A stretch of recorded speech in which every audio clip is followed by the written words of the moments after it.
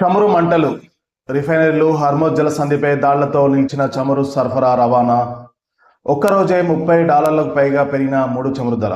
ప్రపంచ దేశాలను ఉక్కిరిబిక్కిరి చేస్తున్న ఈ ఆకాశానంటిన ధరలు ఆర్థిక వ్యవస్థలు దెబ్బతింటాయనే ఆందోళనలు. ఇరాన్ సుప్రీం లీడర్గా ముస్తాబా ఎన్నిక, ఆ వెంటనే దాడులను తీవ్రతరం చేసిన ఇరాన్. గల్ఫ్ దేశాలపై డ్రోన్లు, క్షిపణులతో వర్షం కురిపించిన ఇరాన్. రాకెట్ లాంచర్లు, క్షిపణి ప్రయోగ కేంద్రాలపై అమెరికా, ఇజ్రాయెల్ దాడులు. ఇజ్రాయెల్ వైమానిక దాడితో లెబనాన్లో దహేలో ఎగిసిపడుతున్న మంటలు. పశ్చిమాసియా యుద్ధం చమురు మంటలను రేపిందని చెప్పొచ్చు. ప్రపంచ చమురు మార్కెట్లో కల్లోలం సృష్టించింది.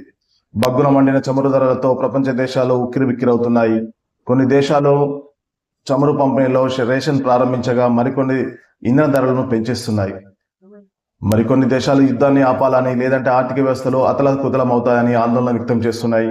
ఇరాన్ సుప్రీం లీడర్గా అయతుల్లా ముస్తాబా ఖమేనీ ఎన్నిక కాగానే చమురు క్షేత్రాలను, రవాణాలను లక్ష్యంగా చేసుకుని ఇరాన్ తీవ్ర దాడులకు దిగవడంతో కలవరం మొదలైంది.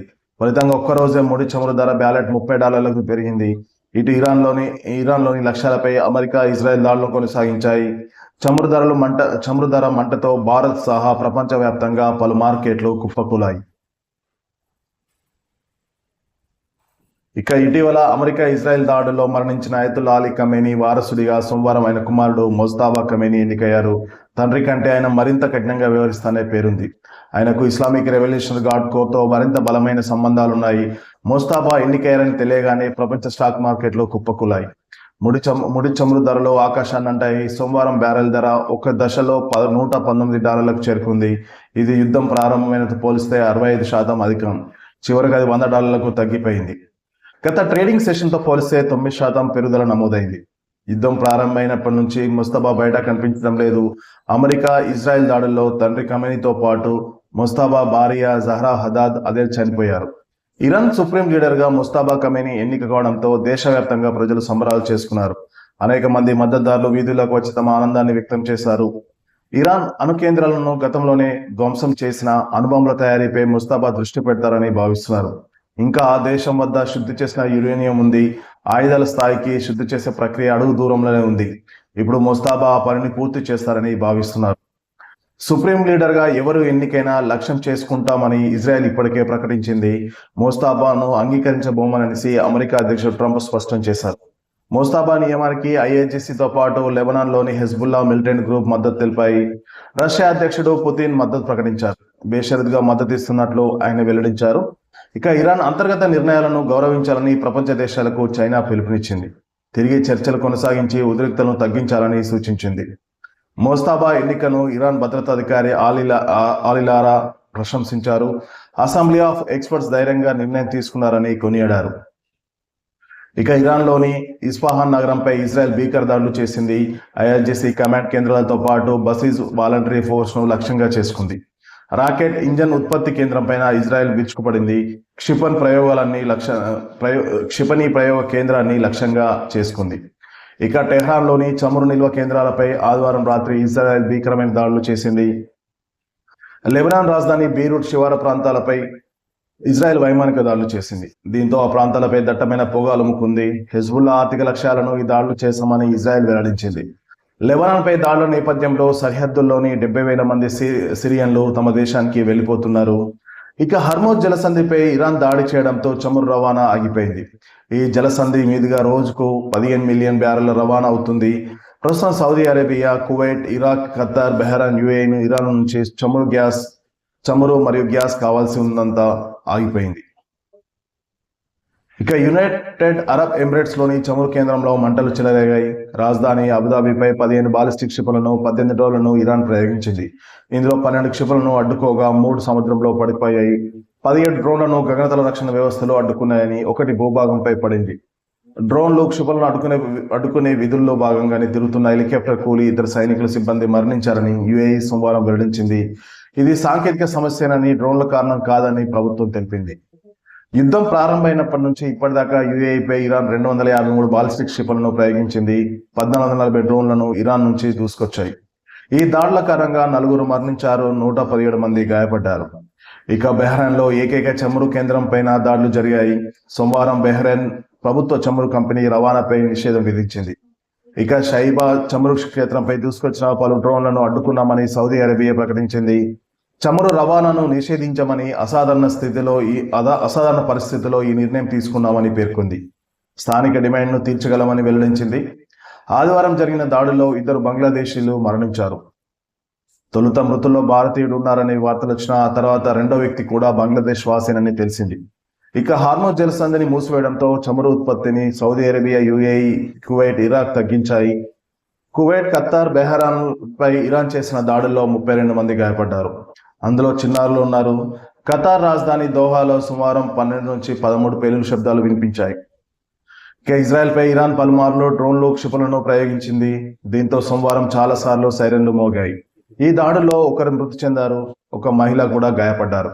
ఇరాన్ ప్రయోగించిన క్షిపణి తగిలి నిజామాబాద్ జిల్లా కమ్మర్పల్లికి చెందిన తిరుపతి అనే వ్యక్తి గాయపడ్డారు. టెల్ అవీవ్లోని ఆసుపత్రిలో అతడు చికిత్స పొందుతున్నట్లు సమాచారం అందుతుంది. ఇక తమ గగనతలంలోకి ప్రవేశించిన బాలిస్టిక్ క్షిపణి నాటో బలగాలు అడ్డుకున్నాయని తుర్కీ ప్రకటించింది.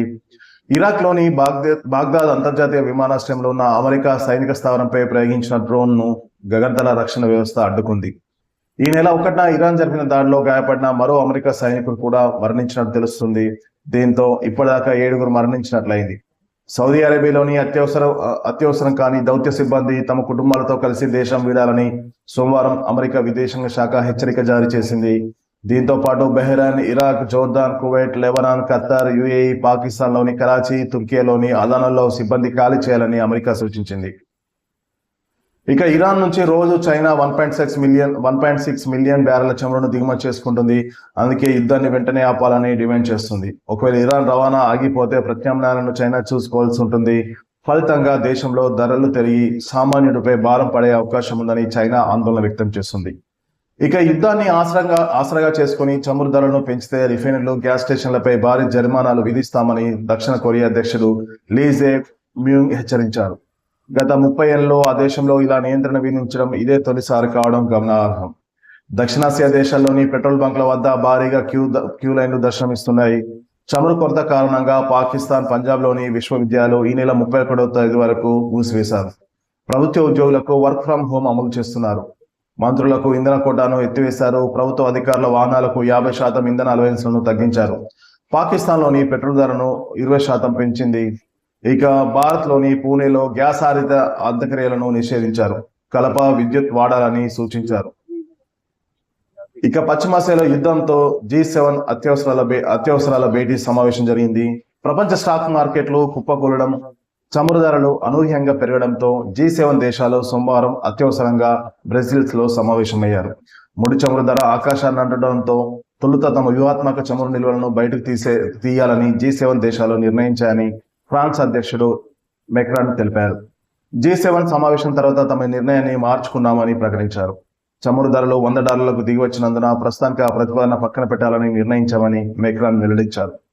ఇక ఇరాన్పై అమెరికా, ఇజ్రాయెల్ చేపట్టిన సైనిక చర్యలను ఎప్పుడు నిలిపివేయాలన్న అంశంపై సరైన సమయంలో నిర్ణయం తీసుకుంటామని అమెరికా అధ్యక్షుడు డొనాల్డ్ ట్రంప్ తెలిపారు.